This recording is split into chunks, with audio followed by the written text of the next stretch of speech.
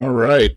Yo, what up, guys? It's Essential, and today I'm going to be bringing you a more general idea of how I play 2v2s, arenas, and how I kind of think about, look at the game, and what the different options are as to how to win and climb, etc. So let's get right into it. To start off, I want to talk about how I think about twos in order to win games. And that's going to start with as soon as you load into the arena and see what team you're playing against. Like in this video, we're playing against Prot, Paladin, Fury Warrior. I'm going to be queuing. This is a queue session. I queued with a Warrior. And the first thing you want to do is ask yourself, like, who is going to be the kill target, and that's going to determine whether or not you take Hodge, Rep, or Blind. Okay, that's like one of the first things when I'm looking at the enemy team. You want to notice what classes they are and think about what your best option to win is. Okay, then you want to consider who are they going to kill on my team. Now, when I look at a Prot Paladin, if in general, I'm pretty sure that they aren't there so that they can CC me and kill my DPS. More than likely, what they're gonna try to do is they're gonna kill me. I know this because I've queued against a ton of this stuff already. So you're going to know what to do versus certain classes once you get the experience, the reps in, you play against them. But it can differ, okay? So they could be playing rep and try to CC me. It's very dependent on what the enemy team wants to do. But with a lot of games, you'll end up finding out what generally is going to happen in specific matchups, and that's how you're going to learn how to play them. I'll be going over like some of my games and what I do versus specific classes, so you guys may be able to learn from my experience rather than having to load into games and learn on your own or through your own losses, etc. But regardless, first things first, you want to think about who is our kill target, who are we going to kill, and that's going to determine whether or not you play Hot Rip Blind, and then you're going to think about who are they trying to kill, okay? And then you also need to consider what conditions need to be met to win, okay? So this typically means we're going to kill whoever has no trinket, if the demon hunter blurs early, if the shaman like walls air, if the rogue uses evasion or cloak on nothing, and if pretty much what you're telling yourself is like once the enemy team or class doesn't have these abilities, we can then win the game. Okay, so your goal is going to be to look for these conditions and which conditions are the best to meet in order to win the game. Okay, these are the three basic things you want to know or have an idea or a plan for when you're going into arena. This applies to twos and threes, okay, but this is very baseline twos, okay? Then we're going to go into my general Holy Paladin rules. Rule one is if you're killing a DPS, then more than likely you're going to be wanting to play Repentance, okay? Because especially being Tauren, you're able to hodge into rep on a healer, and it's very safe. If you're playing with a DPS that can stun as well, you can line it up so they stun, so that you can't get kicked while you're going for your repentance. Okay, it's really strong. I think it's like the best way to carry and win games as a healer in twos. I think if you get very good at being able to CC a healer, it is very effective. Regardless if it's a druid, if it's a shaman, if it's a priest, if you get good at using your hodge and reps at the right times in the game, you know, baiting out greater fade, making sure that the resto druid is out of form when you do hodge so that you can land the rep. You can catch these teams really off guard. Catching an Rsham, you know, baiting out grounding, making sure you're stunning him outside of Ghost Wolf, because they can Ghost Wolf your repentance straight up. They can also kick it. So it can be really hard to land those, but once you get more practice, you get used to doing it at optimal times, baiting out stuff. I think it's like the strongest way as you in the Holy Paladin position to make an impact on the game and win more games. Rule 2 is if you're going to be killing a healer, more than likely you're going to be playing short Hodge, okay? Is because Hodge is a 6-second stun and it's magical. It's one of the strongest stuns in the game, and you just want to be stunning the healer on cooldown pretty much if you're going to be training them. You want 100% uptime. Sometimes you want to play Blinding Light or even possibly Repentance, though likely very unlikely you're going to be playing Repentance. And I typically do this to just survive versus stuff like Demon Hunter and to live versus stuff like Warrior. Or if my DPS already has a very short cooldown like stun or CC or a way to immobilize the kill target, okay?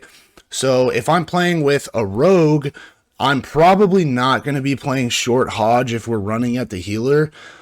You can to like Hodge off of kidneys if he's assassination rogue, but if he's sub, you definitely don't want to be doing that, and you would either want to be playing Blinding Light or Repentance. I like to play Blinding Light because versus like a Warrior or a Demon Hunter, when they're using all of their cooldowns on you, you can bring them behind a pillar and then Blinding Light them, and then they'll instantly trinket because their cooldowns are running. They're like, I need to keep fucking training this guy to the ground.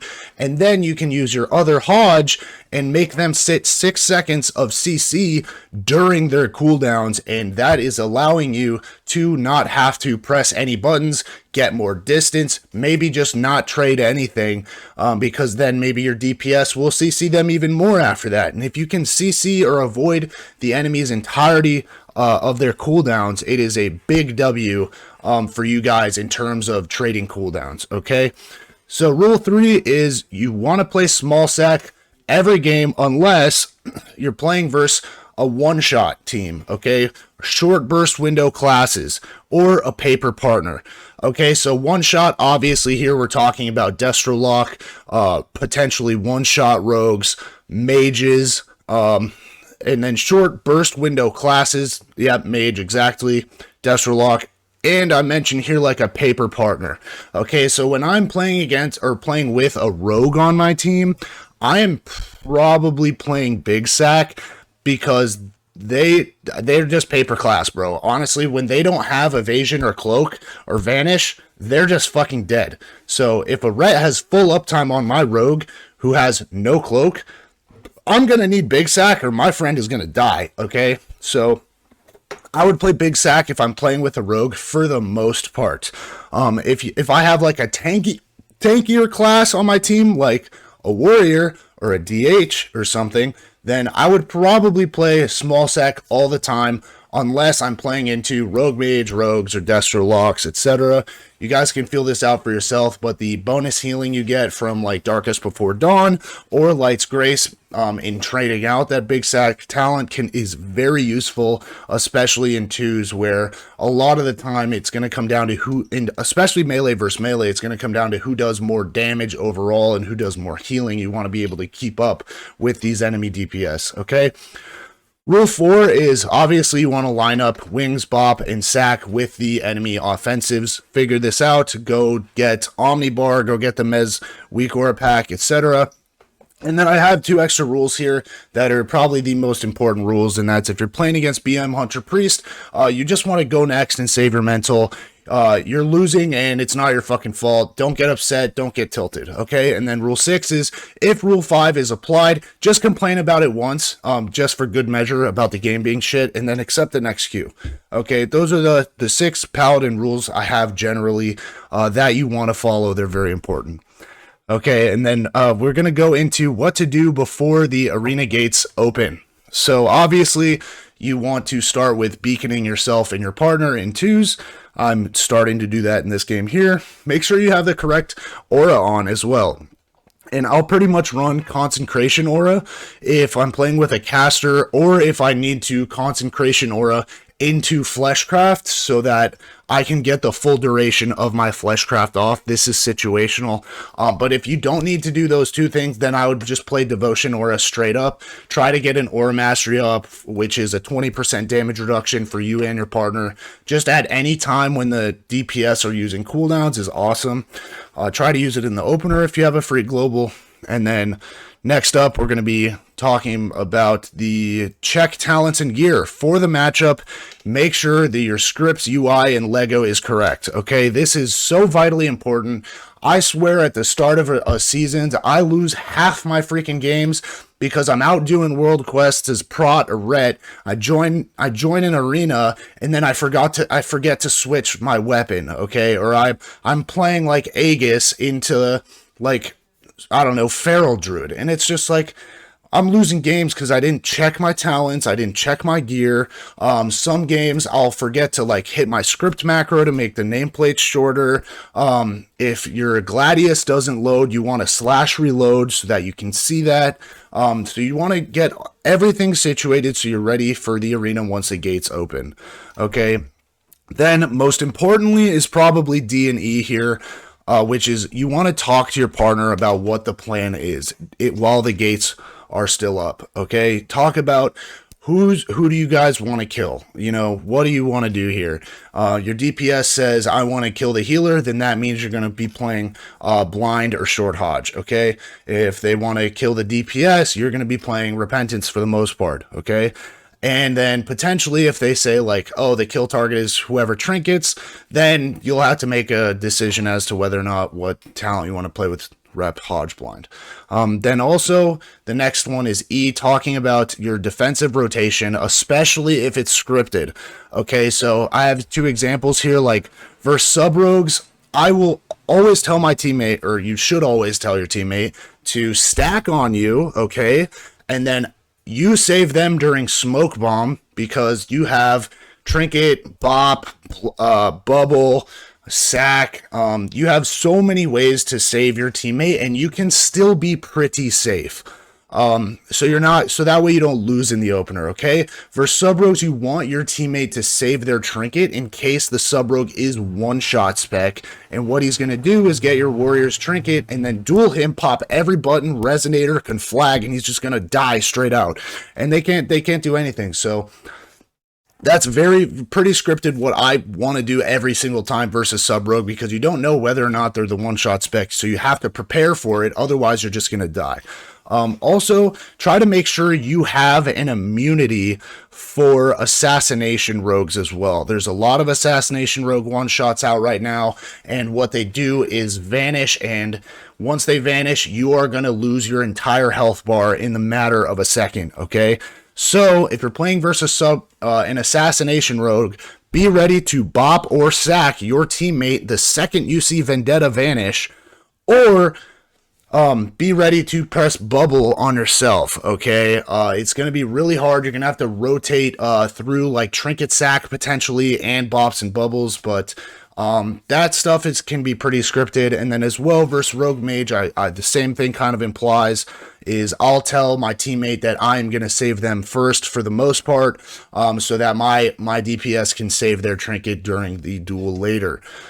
So being able to talk about what the plan is, who the kill target is, and if you are able to talk about like what kind of defensives you can rotate first, like it's scripted, then definitely go ahead and talk about that. Make sure you guys are on the same page. Being on the same page in arenas is by far one of the most important things you need to have in order to win. Because if you guys are on different plans, you have different ideas of how the game is supposed to be played or how you want to play the matchup, you guys are just going to be lost, and you're going to be on the back foot playing against the enemy teams who is either in comms or has a defined script of how to play the matchup, etc.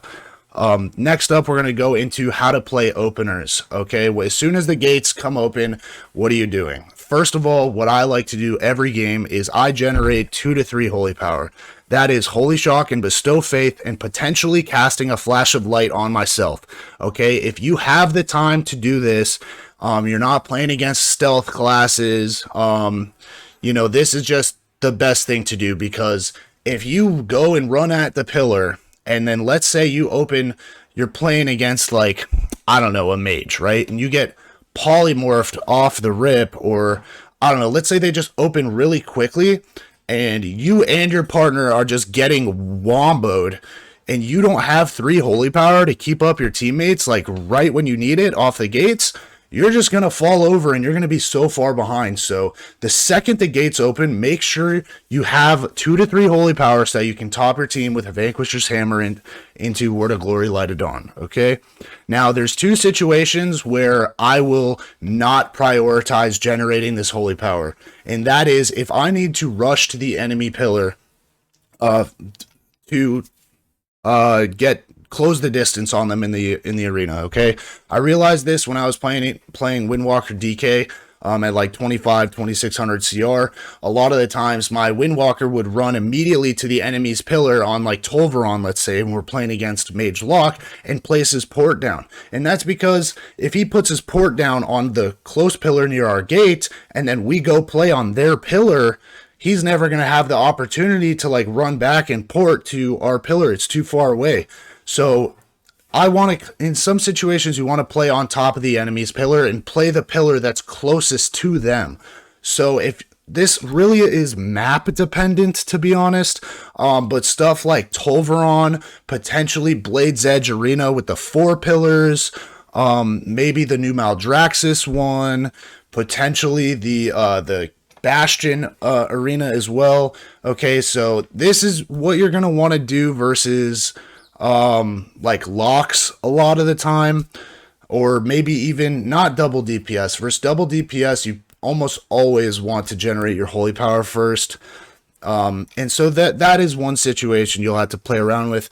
The second situation where I don't build up holy power immediately is if I'm playing against a team that is going to open quickly, and my priority is avoiding the CC in the opener. Okay, if I'm playing against a rogue or a hunter, I want to avoid the first sap, the first trap of the game if I possibly can. Now, that means, especially in 3s, you can get away with this a lot more often. In 2s, it's a lot easier for them to be coordinated and move in one swift go and not allow you to get your fleshcraft off to avoid the CC. But you can get away with it, especially versus less coordinated teams.